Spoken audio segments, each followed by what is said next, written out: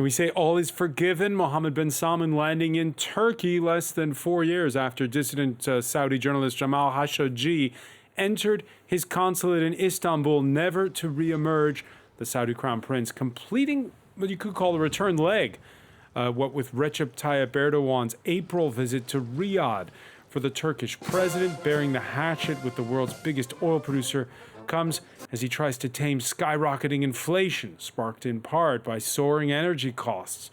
Doing deals also means catching the wave of a warming of relations between Israel and its neighbors. On that score, we'll be asking our panel about Thursday's announced visitor in the Turkish capital, the Israeli foreign minister. As for MBS, putting aside regional and religious rivalries, part of a broader return to grace, precipitated by Moscow's invasion of Ukraine and the scramble for alternatives to Russian oil. How much does this trip to Ankara lay the groundwork for next month's other big burying of the hatchet, when U.S. President Joe Biden flies to Saudi Arabia for the first time of his presidency? Today in the France 24 debate, we're looking at Mohammed bin Salman's trip to Turkey. With us, Yusuf Arim, chief political analyst for Turkish public broadcaster TRT World. Welcome back to the show. Thanks for having me, Francois. From Italy, Yavuz Baydar, editor-in-chief of the news website Aval. Thanks for being with us. Good to be with you. From Washington, Tony Badran, research fellow at the Foundation for the Defense of Democracies. How are things? Doing well, thank you. And with us here in the studio, Chief International Affairs Editor Robert Parsons. How are things, Rob? Good. Good. Okay. The France 24 debate, where you can join the conversation you have on Facebook and Twitter, hashtag F24debate. A private meeting, a dinner on the agenda, no press conference scheduled. All this to seal a thaw in relations between regional rivals. Karis Garland has more. A warm welcome, as though from an old friend. Saudi Crown Prince Mohammed bin Salman touched down in Ankara Wednesday as part of continued efforts to mend ties between the regional powers. Relations soured following the 2018 murder of Saudi journalist Jamal Khashoggi inside the Saudi consulate in Istanbul. According to the CIA, the prince had approved and ordered the journalist's killing and dismemberment, claims MBS denies. Khashoggi's fiancée slammed bin Salman's visit on Twitter, saying no diplomatic relation could legitimize injustice. His visit to our country doesn't change the fact that he is responsible for a murder. The political legitimacy he earns through the visits he makes to a different country every day doesn't change the fact that he is a murderer. Ankara dropped its trial investigating the murder in April, transferring the case to Riyadh. Not long after, Turkish President Recep Tayyip Erdogan travelled to Saudi Arabia for talks, a time when Turkey was looking for partners to cope with a severe economic crisis. US President Joe Biden will also visit the Saudi capital in 3 weeks, despite him calling the kingdom a pariah state. I'm not going to meet with MBS. I'm going to an international meeting, and he's going to be part of it, just like there were people part of the discussion today. Bin Salman has been leveraging his country's vast wealth and oil production capacity to lure in Western leaders and private business partners, hoping to soften criticism of his human rights record. Yusuf Arim, why is President Erdogan bearing the hatchet? There's many reasons. Now, when you have two regional powers like Saudi Arabia and Turkey, the relationship shouldn't be viewed in a vacuum. It should be viewed with the full geopolitical climate, and the dynamics of the region demand it and are supporting it. Now we're seeing the Qatar blockade lifted. We're seeing Iran militia threaten Turkey, threaten Saudi Arabia, the Aramco attack. We're seeing a general understanding in the region after the U.S. withdrawal of Afghanistan that there's going to be less U.S. presence. So regional actors understand that local problems need to be solved by local actors with local solutions. So a very critical relationship in the MENA region is Saudi Arabia and Turkey. And with many of these flashpoints and obstacles now lifted, it has gotten to a point where being friends is much more profitable than being competitors. Hence, we are seeing this rapprochement, and we are seeing a wider rapprochement because many countries in the region are reading the same geopolitical chessboard that Turkey and Saudi Arabia are reading. Israel's reading it, the UAE is reading it, Egypt is reading it, and we're going to continue to see this momentum until we see a paradigm shift happens to the opposite of it.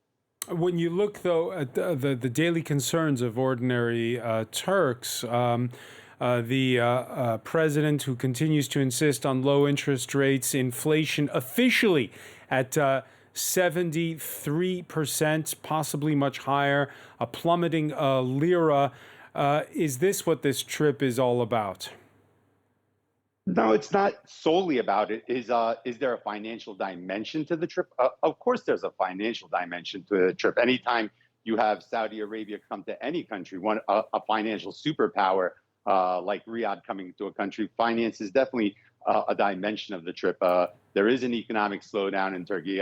This is evident. The lira is soft. It is weak right now. And Saudi investments, a Saudi swap deal, Saudi increased bilateral trade with Turkey is all very, very beneficial, and is most likely was thoroughly talked about in the bilateral meetings that ended about an hour ago and the delegation meetings that are taking place right now as we're speaking. Yavuz Baydar, your reaction to this visit, again, following the one that took place in April, where the Turkish president went to Saudi Arabia?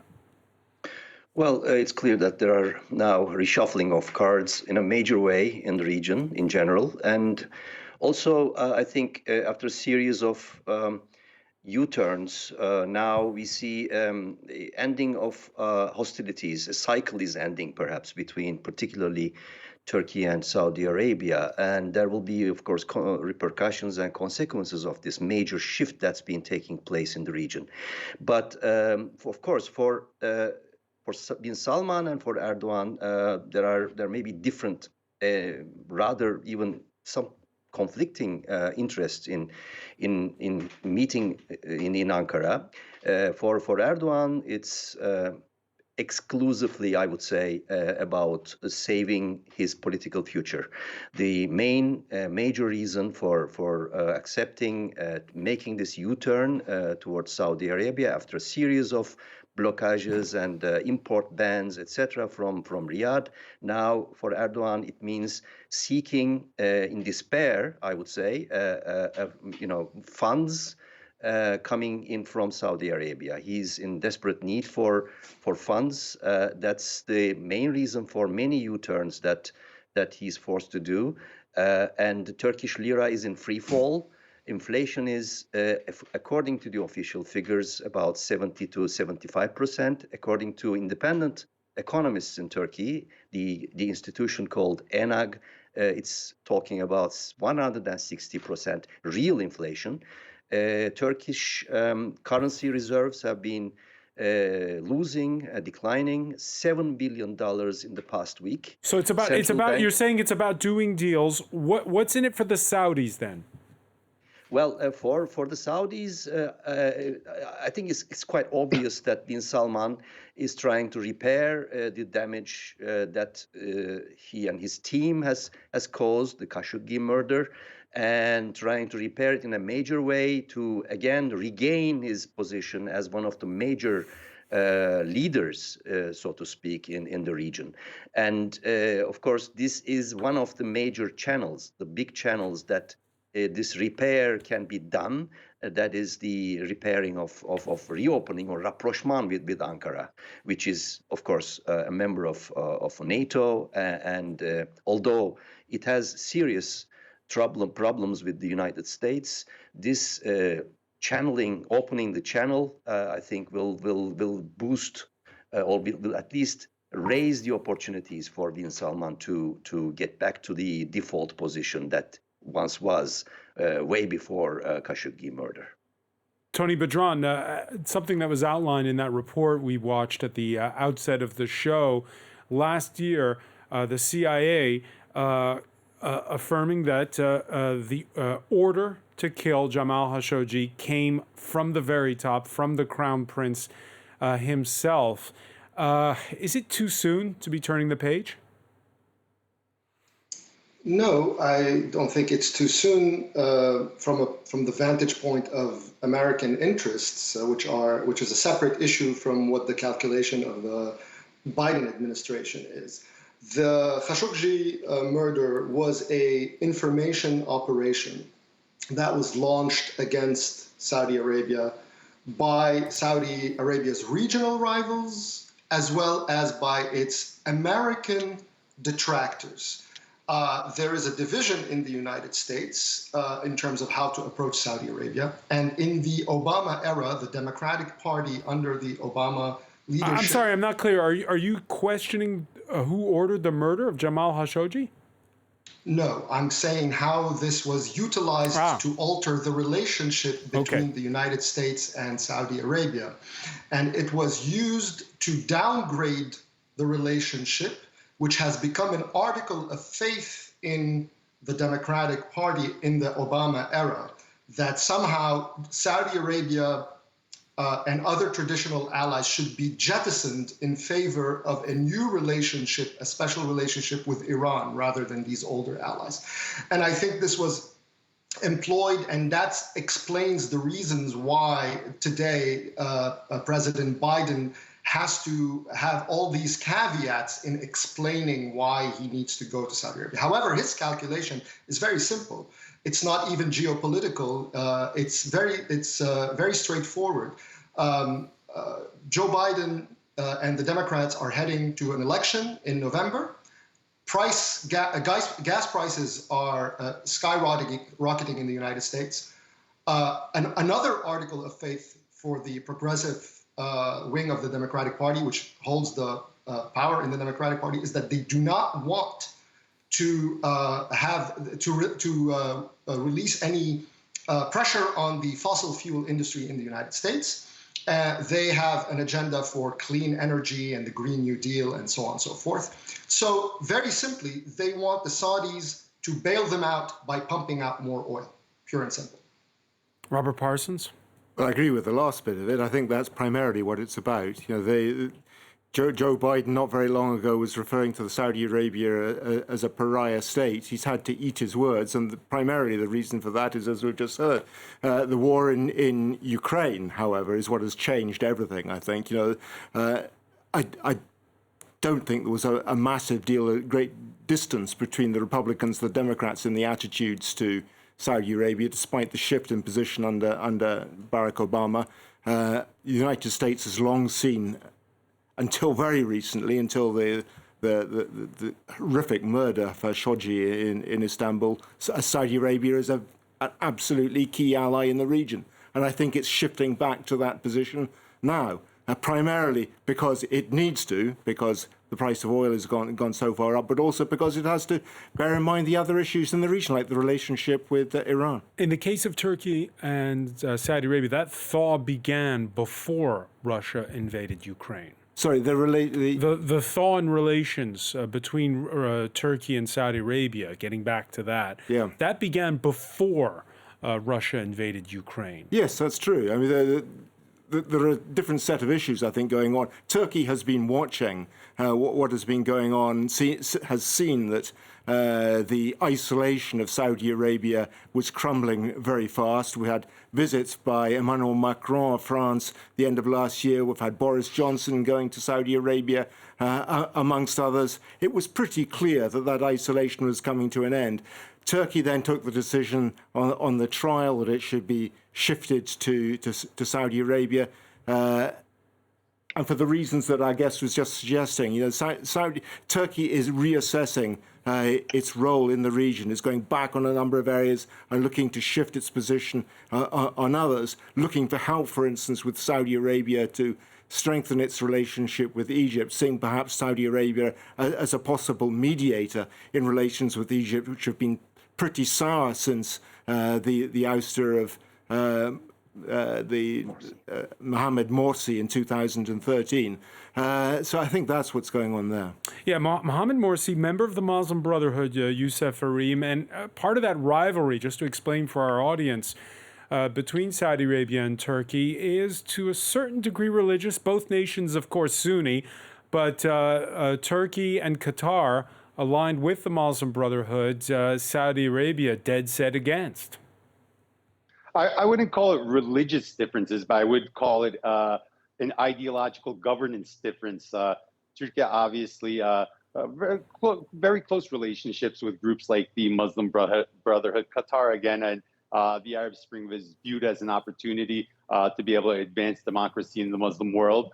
Some of the Gulf monarchies viewed it as a threat to their governing style. So that did create a divide, and it created an era of ideological-based foreign policy amongst Middle Eastern and North African actors. And when you have an ideological-based foreign policy and you're trying to project influence into countries, you look for segments of society, whether it's a political party, a non-state actor, that share the same ideology, and you link up with them. So this gave rise to the importance of non-state actors and kind of downgraded sovereign relations. But lately, especially after the Alula summit, I think could be marked as the turning point, a very important paradigm shift. We're seeing a return to realpolitik in the region, and a return to realpolitik has upgraded the sovereign-to-sovereign relations, which is now supporting this wave of reconciliation that we're seeing.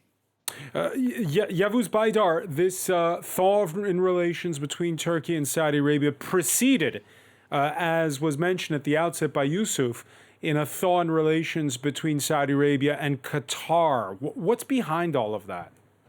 Again, anything that needs to be analyzed, the Turkish foreign policy, especially regional policy regarding those countries, cannot be done with disregard to the economy and the deep crisis that Turkey is facing, the Erdogan government is facing, rather. This is the reason why there were all these overtures to various countries, Israel, Saudi Arabia, Gulf countries, Emirates, which, as we know, promised $10 billion insertion, which has not happened yet, but one expects that this will be happening from the government side at least. And all of these issues, particularly with Saudi Arabia, it harmed Turkish economy and also but in this case I'm asking about Saudi Arabia and Qatar. This one hasn't yet crystallized in my opinion. The cutting off of ties of Muslim Brotherhood representation in Turkey, it's still there, and as long as President Erdogan sits in power, those options are still open for him to maneuver. President Erdogan is well known for his maneuvering skills. He can return to various positions depending on the turbulence that's been happening all around. All right, adapting to the situation.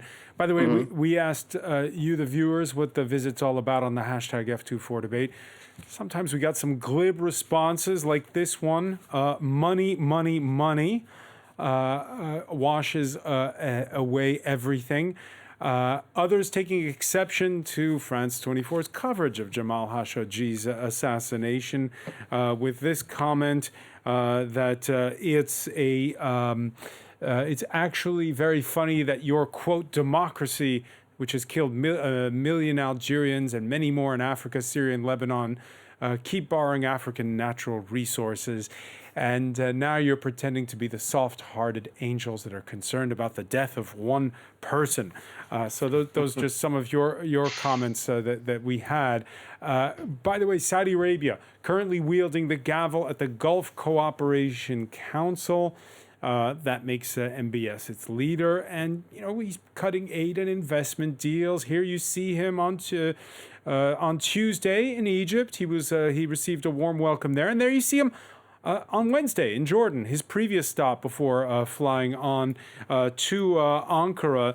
Your reaction to those images, Robert Parsons? Well, he's enjoying being in the limelight, isn't he? And it's not going to end there. Apparently, after the meeting in Riyadh in July, he's going on to Greece, Cyprus, and Algeria. I wonder how the Turks regard that, given the state of their relationship at the moment with Turkey, with Greece and Cyprus. In other words, what seems to be happening here is that Saudi Arabia under Mohammed bin Salman are not putting all their eggs into one basket, although they're quite keen to re-establish good relations with Turkey largely because of the trade interests involved. Trade between the two countries has fallen off massively over the last few years, plus also possible military interests as well, given the fact that the Turkish Bayraktar TB2 drone has been so successful, and the Saudis are probably looking at that as a possible weapon they could use in the conflict in Yemen. But more broadly, what the Saudis are trying to do is open their options at the moment, and although they're quite happy to do a deal with Turkey, they're just as happy to do one with Greece as well. Tony Badran, you agree? I think the drone angle has merit for sure because of the success of this aspect of Turkish military industry. But I think another way sort of to look at this is to zoom out a little bit. Turkey, Saudi Arabia, and Israel are the three main powers that are allied with the United States in the region and who sit at the periphery, if you like, of the zone of conflict in the region. And what is the common denominator in that zone of conflict is Iran.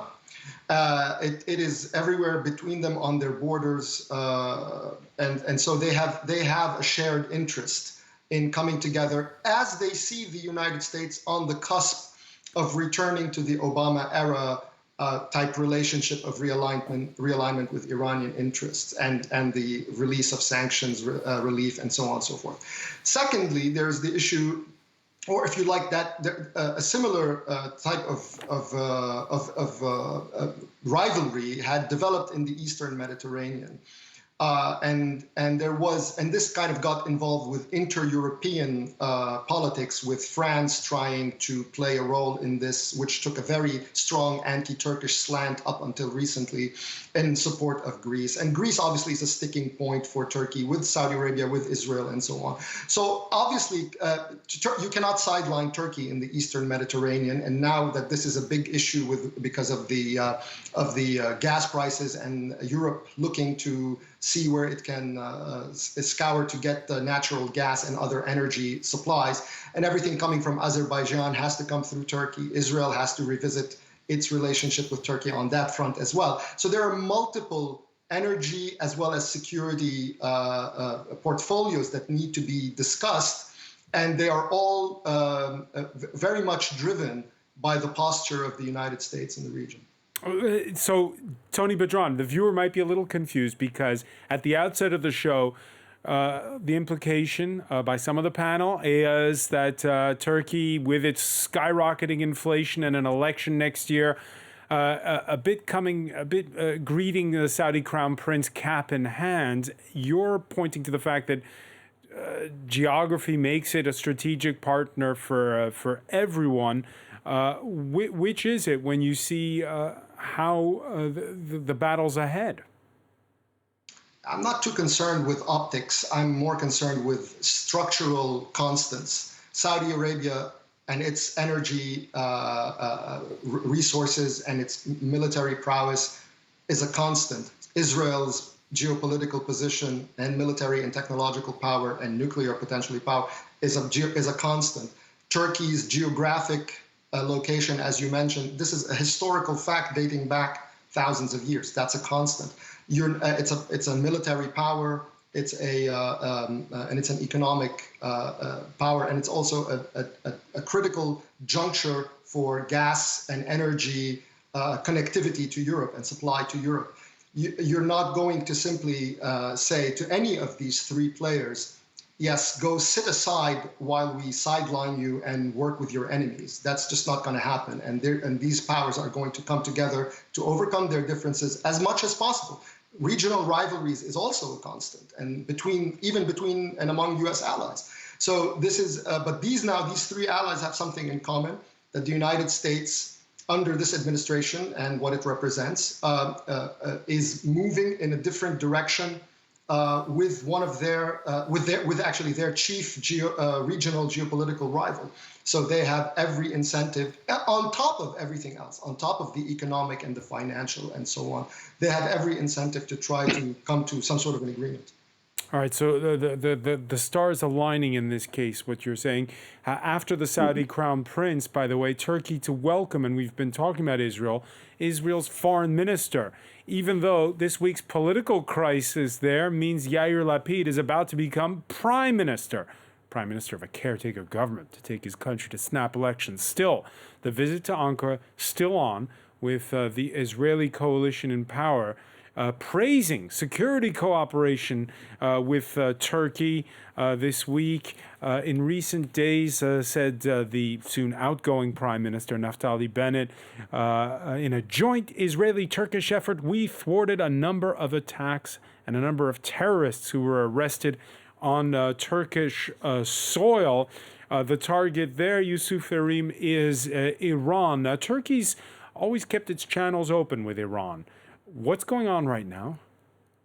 Well, Iran's a reality in the region, and you can't act like it's not there.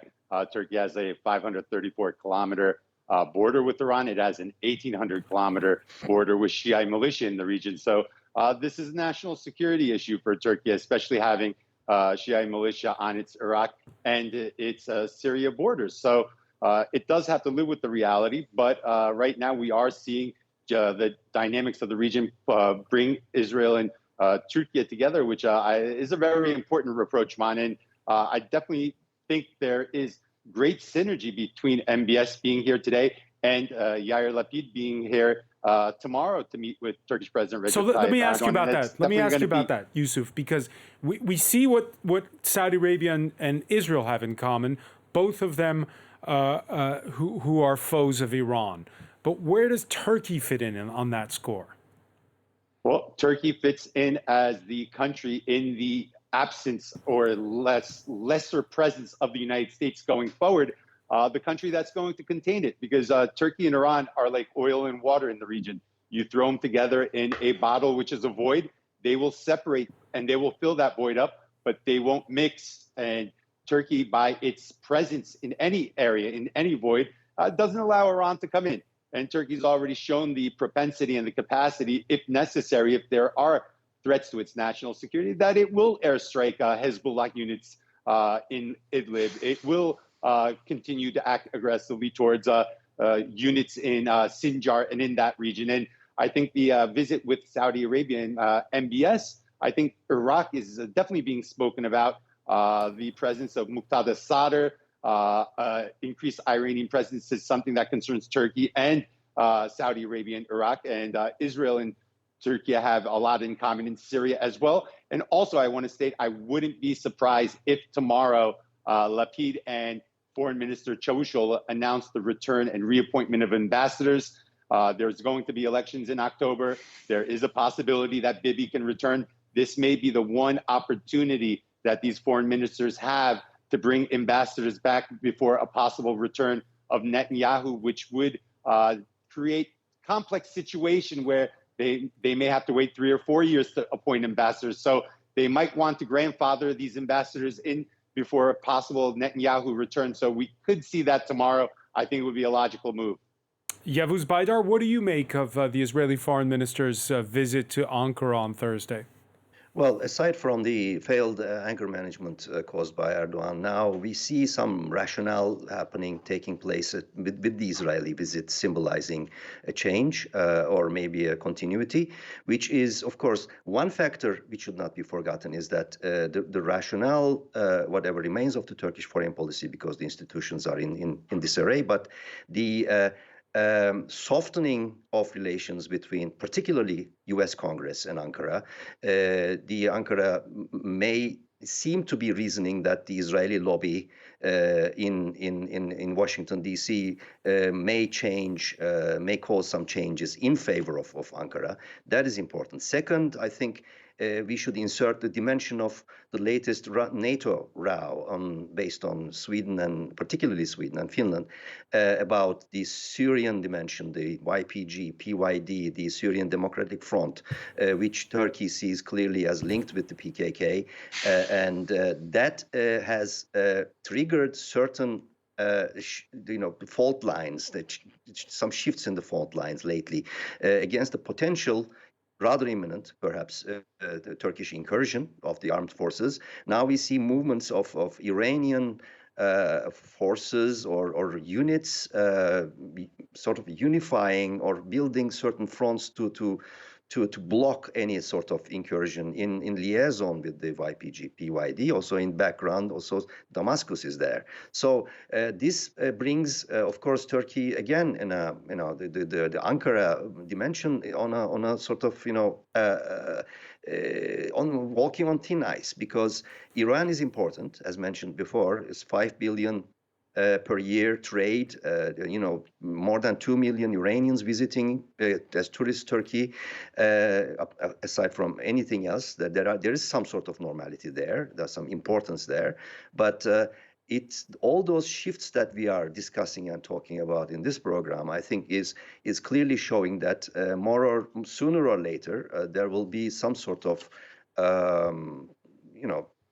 friction between Tehran and Ankara, because as the war goes on between after the Russian invasion of Ukraine, you see this clear taking positions with Iran and keeping close to Moscow, and also Syria, rather concerned about potential Turkish incursion. And while the Turks are quite interested in repairing the relations, maybe through Israel, and also using the energy arguments again to repair their very, very damaged image in foreign policy. So it's a very complicated picture.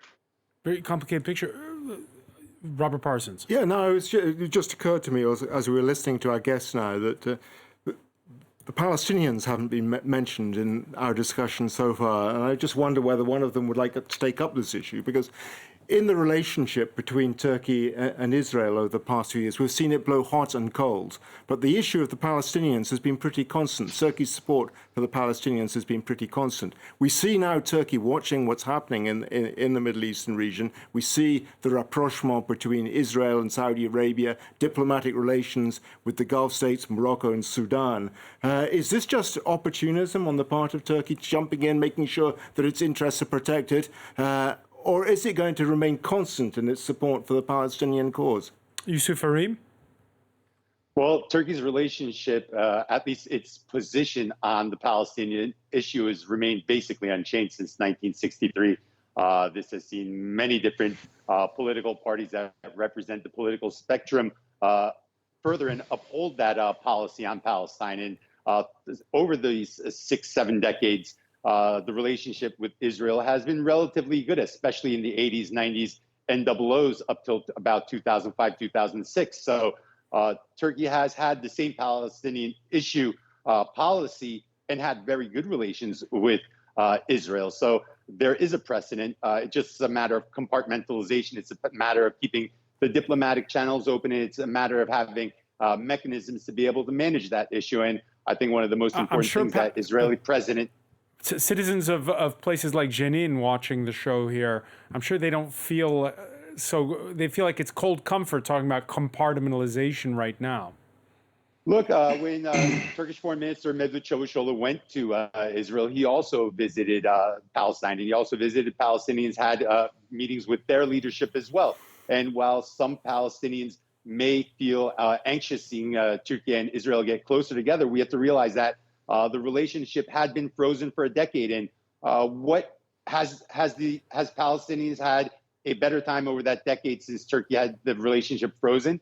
I think Turkey being at the diplomatic table with Israel can provide benefits for Palestine, at least having an advocate of the Palestine issue, rather than having the door closed and Turkey and Israel not being able to speak. So if things haven't gotten better, it's time to try something new. Maybe trying something new, this rapprochement, reopening the door of diplomacy, having Turkey at the table with Israel face-to-face, advocating on behalf of Palestine could bring some diplomatic benefits, because the other scenario, the other alternative, hasn't really changed anything. Tony Badran, you agree?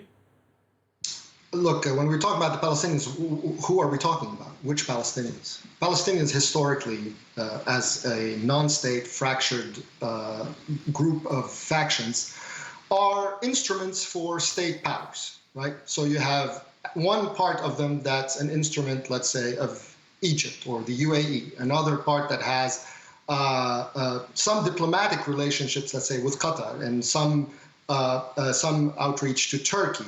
Militarily, however, and financially, they're entirely dependent on the Iranians, the Islamic Jihad, Hamas, and so on and so forth. And that is what the You're talking about that. the Gaza Strip there. I'm talking about We're talking about the citizens who live in the West Right. Bank and Gaza. Right. I'm talking about their leaders who are Right. who manage their affairs, and the factions that govern them and rule over them and wage war on their behalf. Is what we're talking about. And in that sense, Palestinians are just part of that geopolitical rivalry that we're talking about. And no state is going to allow a rival state using the Palestinian instrument to sabotage its geopolitical and national security interests. And that includes, incidentally, not just, let's say, Turkey and Sisi government Egypt, but Turkey and Morsi government Egypt. You'll remember, for instance, in 2012, when Erdogan tried to come and do a triumphant visit to Gaza and was blocked by the supposed, confrere of the Muslim Brotherhood, Morsi, blocked from entering. Why? Because it doesn't matter. There's a national interest. There are states at play.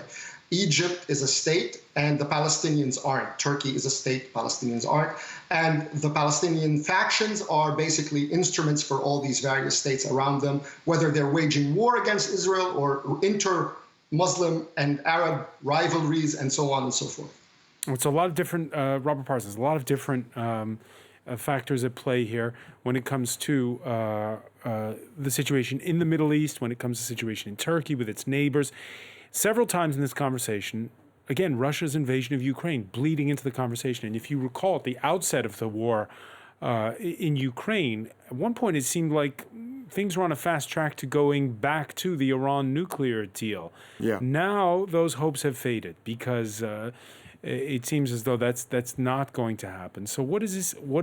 Russia's invasion, what does it change again for them right now when we look at the Middle East and when we look at places like Turkey, which the gates to the Bosphorus on the one side, and on the other, the dependence on imported oil? Well, yeah, I think each state at the moment, all the big players we've heard mentioned, including Turkey, Israel, and Saudi Arabia, are making their separate calculations as how best they can maneuver. The Turks have been very active, at least initially, in dealing almost even-handedly with Ukraine and Russia, although we begin to see a little bit of a shift towards greater support for Russia at the moment, perhaps linked to its own maneuvers in northern Iraq and northern Syria, excuse me.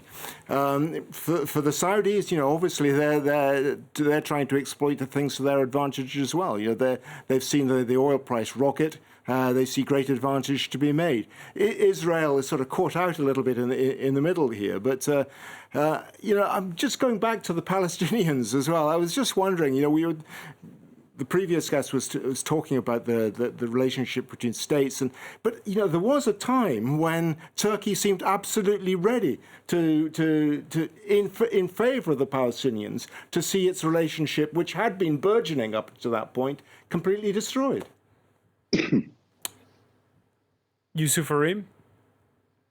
Well, again, the geopolitics of the region determines a lot of how Turkey reacts and reflects certain issues that are going on. And I think in the very beginning, I was talking about a period of ideological-based foreign policy during the Arab Spring, giving more importance to non-state actors. One of the non-state actors that are mentioned is Hamas, a group that at times has relations with Turkey, and a group that Israel views as a national security threat. Now, when we view Turkey's relationship with Hamas, it's generally political support, diplomatic support. Turkey does not allow Hamas to have any type of operations hatched on its soil against Israel. It doesn't give any type of weapons support against Israel. These are definitely red lines, and these are no-nos. And this is something that Israeli intelligence and the Israeli leadership do know. While they do protest the relationship, they do understand that there are no type of relations that would end up with weapons support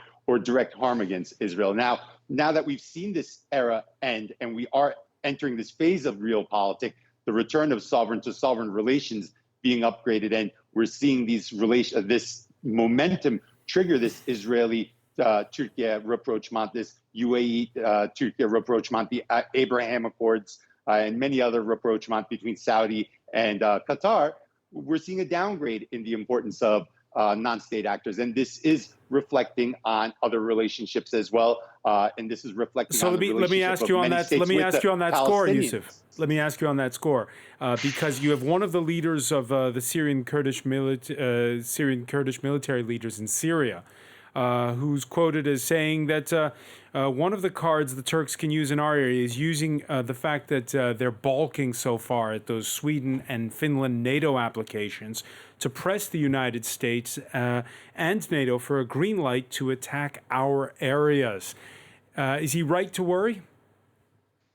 Well, he's definitely right to worry in one case because the geopolitical conditions are more favorable for a Syria operation right now, especially with Turkey having leverage inside NATO. But I think Turkey has some very serious concerns, and to reduce its concerns to just a Syria operation or reduce its concerns to vetoing Sweden and Finland's application is to very simplify the argument and the animosity Turkey feels. What Turkey wants is to open up this discussion more broader than Sweden and Finland and have NATO allies respect its national security, because the YPG is an existential threat for Turkey. The PKK is an existential threat, and it wants to see, especially ahead of the the Madrid summit, where the strategic concept document is going to be drawn up and finalized. It wants to see more than assurances. It wants to see guarantees that its national security concerns are going to be met as well. When NATO calls, and say, "Hey, I got a problem." Yeah, I was going to say the flip side of it, and I'll put it to Tony Badran. Is that a deal between Turkey with Turkey that the U.S. is willing to cut? In other words, to give at least a tacit green light for Turkey to take on the YPG, which helped defeat Islamic State in Syria and Iraq. Take them on. Is that part of the bargain? I don't think it's a bargain. I mean, Turkey has been very clear about its national security interests in northern Syria and has taken action even against the wishes of the United States in northern Syria, especially as the United States position in northern Syria dwindles or weakens. But there is a connection, if you like, in how the Kurds, like the Palestinians, these are not states; these are instruments of geopolitics of larger states, be it Iran. At one point, Syria and so on, and they get used in this fashion against their rivals. And so, when Israel showed and others showed an interest in trying to use the PKK to poke at Turkey in the same manner that Turkey used Hamas to poke at Israel, I mean, you see the type of, and it's not just in the Syria or the Kurdish context. It could happen also, with the more people, let's say, try to draw closer to Cyprus or Greece and so on. And so the various states look for leverage or instruments to use. But ultimately, when the states reach agreements or some sort of an understanding, then obviously those other things can subside or be put aside. The PKK issue, however, is a very serious thing for Turkey. Very serious thing for Turkey. We're going to have to cut things short because we have, unfortunately, a curtailed edition today. But I want to thank you so much, Tony Badran, for joining us from Washington, Yavuz Baydar in Italy, Yusuf Arim in Istanbul, Robert Parsons. Thank you for being with us here in the France 24 debate.